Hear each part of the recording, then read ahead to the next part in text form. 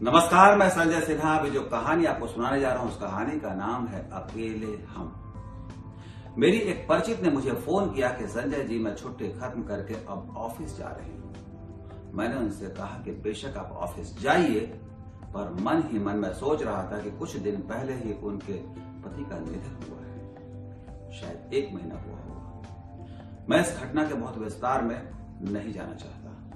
हालांकि मुझे खुशी है कि वो फिर से जिंदगी में लौटना चाहती हैं। वैसे मैंने उनसे ये भी कहा था कि आप कुछ दिन और छुट्टी क्यों नहीं बढ़ा लेती हैं। इसके अलावा मैंने ये भी कहा था कि किसी चीज की अगर आपको मुझसे जरूरत हो तो जरूर बता दीजिएगा। उन्होंने कहा कि सर, किसी चीज की जरूरत नहीं है, पैसे की कमी नहीं है, बस अकेली हूं, घर पर मन नहीं लगता, ये अकेलापन मुझे काटता है, इसलिए मैं अब ऑफिस जाना चाहती हूँ। मैं सोच में पड़ गया। संजय सिन्हा तब सोच में पड़ जाते हैं जब आदमी ये कहता है कि घर उसे काट रहा है, अकेलापन दंश दे रहा है। यकीनन आदमी इस संसार में अकेला ही आता है, वो इस संसार से जाता भी अकेला ही है। पर आने और जाने के इस समय में वो रिश्तों का संसार अपने लिए बुन लेता है। जो इस संसार में रिश्ते खुद बुन लेते हैं वो कभी अकेले नहीं होते। मैं मानता हूं कि आदमी को उदासी से नहीं गुजरना चाहिए। उसके पास इतने रिश्ते तो होने ही चाहिए कि वो कभी खुद को अकेला न महसूस करे। नौकरी भी करनी चाहिए, पर जरूरत के लिए, अकेलापन दूर करने के लिए नहीं। घर सुकून देने की जगह है, वही काटने लगे तो ये बहुत चिंता की बात है। मेरी मां जब इस संसार से गई थी तब पिताजी बहुत उदास हुए थे, लेकिन मुझे ये भी याद है कि हमारे पास रिश्तों का इतना बड़ा कारवां था कि एक शाम भी हम अकेले नहीं हुए। मां की कमी खलती थी, पर हमेशा कोई न कोई आसपास होता था। मैं उस विस्तार में आज नहीं जा रहा। आज मैं अपनी ही सुनाई एक कहानी को याद करना चाहता हूं कि कुछ साल पहले कैसे एक लड़की इसी अकेलेपन से तंग आकर हमारे ऑफिस से नौकरी छोड़ दी थी। तब भी मैंने यही सवाल उठाया था और आज वही सवाल फिर उठा रहा हूं। पहले आप कहानी सुनिए, फिर आगे की बात करूंगा।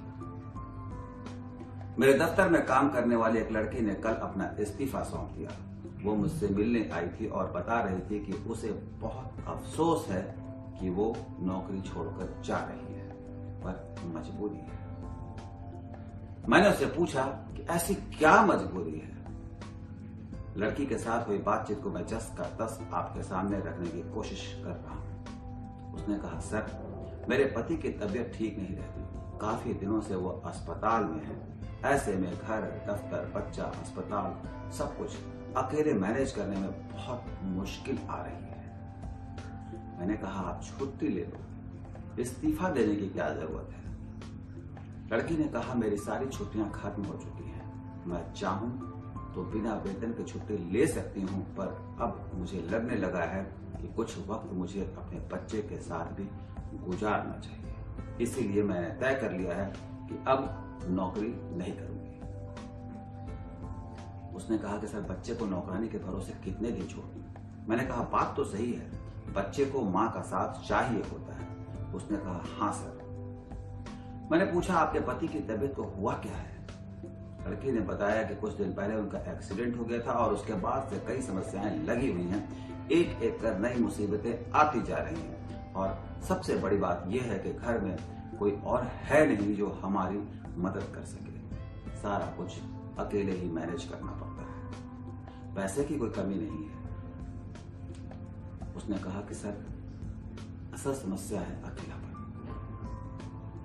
कोई रिश्तेदार या दोस्त ऐसा नहीं है जो आकर कुछ दिन हमारे यहाँ रह जाए। बड़े शहरों में आदमी अकेला होता है, ऐसा उसने कहा। मैंने कहा, बड़े शहरों में, इसका मतलब क्या है।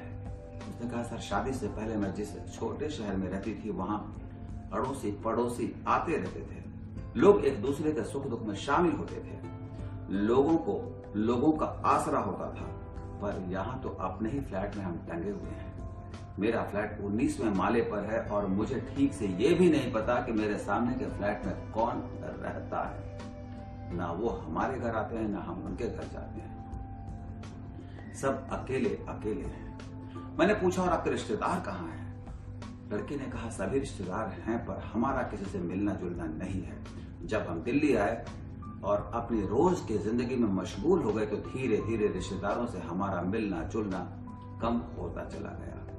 एक तो ऐसा भी वक्त आ गया कि अगर कोई हमारे घर बिना पूर्व सूचना के यानी बिना पहले बताए हुए अगर वो चला आए तो हमारे लिए मैनेज करना बहुत मुश्किल हो जाता था। ऐसे में धीरे धीरे हम लोगों से कटते चले गए। जब तक सब ठीक था हमें किसी की जरूरत ही नहीं महसूस हुई। मेरे पति की नौकरी बहुत अच्छी थी, बेटा स्कूल जाने लगा था, मैं नौकरी करती हूँ। ऐसे में हमें लगा ही नहीं कि कभी हमें किसी की जरूरत पड़ सकती है। मैंने कहा तो आपने खुद को अकेला कर लिया और दोष महानगर को दे रही हैं। लड़की ने कहा पर सर सच्चाई तो यही है, बड़े शहरों में सब अकेले हैं। मैंने कहा नहीं, सब अकेले नहीं है। मुझे देखिए, मेरे पास इतने सारे लोग हैं। उसने कहा हाँ, आपने तो वर्चुअल संसार में एक बहुत बड़ा परिवार बना लिया है।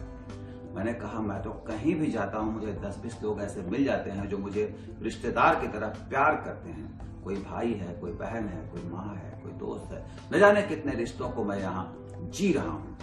आप भी इन्हें काल्पनिक रिश्ते कहेंगी पर मेरे लिए ये हकीकत का संसार है, हकीकत के रिश्ते हैं।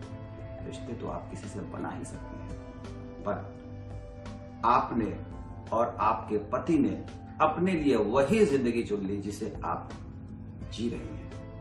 उसने कहा यह सच है सर, मुझे भी लगता है कि हमने शुरुआत में खुद जीने के चक्कर में अपने सभी रिश्तों को खो दिया।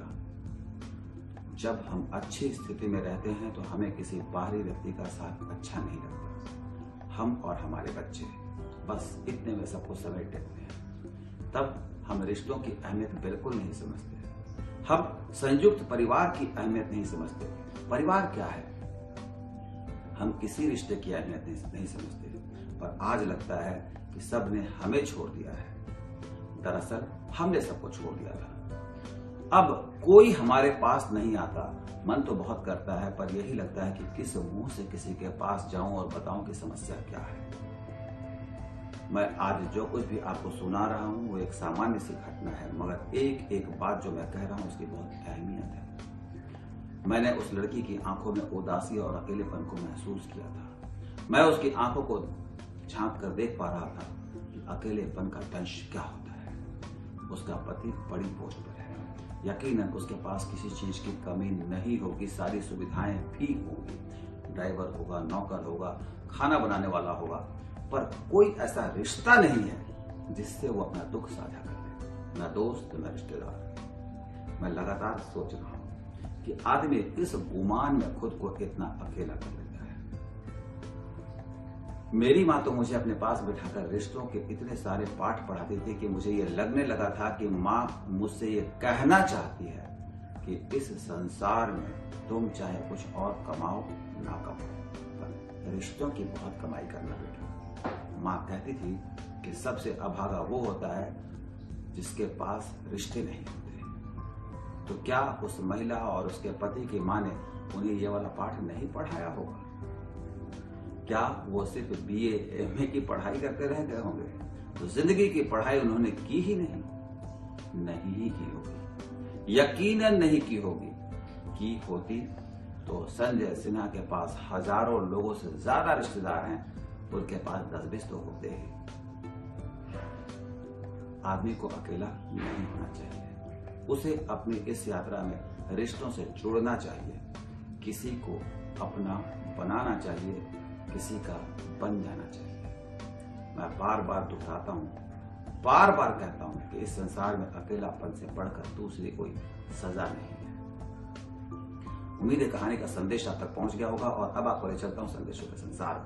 संजय सिन्हा जी, हमें आपकी कहानियाँ बहुत अच्छी लगती है। कृपया आप इसी प्रकार कहानी बनाएं और हमें प्रेरणा दें। शुक्रिया। हमको आपकी कहानी बहुत अच्छी लगती है और हम चाहते हैं कि आप हमको कहानी सुनाते रहें। आप भी मोबाइल फोन उठाइए और फटाफट अपने संदेश को रिकॉर्ड करके हम तक भेज दीजिए। संदेश में आपको कुछ करना नहीं है, मोबाइल फोन से शूट करना है और इस नंबर पर भेजना है। नंबर है 8383000269। हिंदी में वो नंबर है 8383000269। आप चाहें तो ईमेल पर भी संदेश को भेज सकते हैं। ईमेल आईडी है ssKahani@aajtak.com। तो आज के लिए इतना ही। कल फिर आऊंगा नई कहानी के साथ। अभी अपने दोस्त संजय सिन्हा को विदा दें। नमस्कार।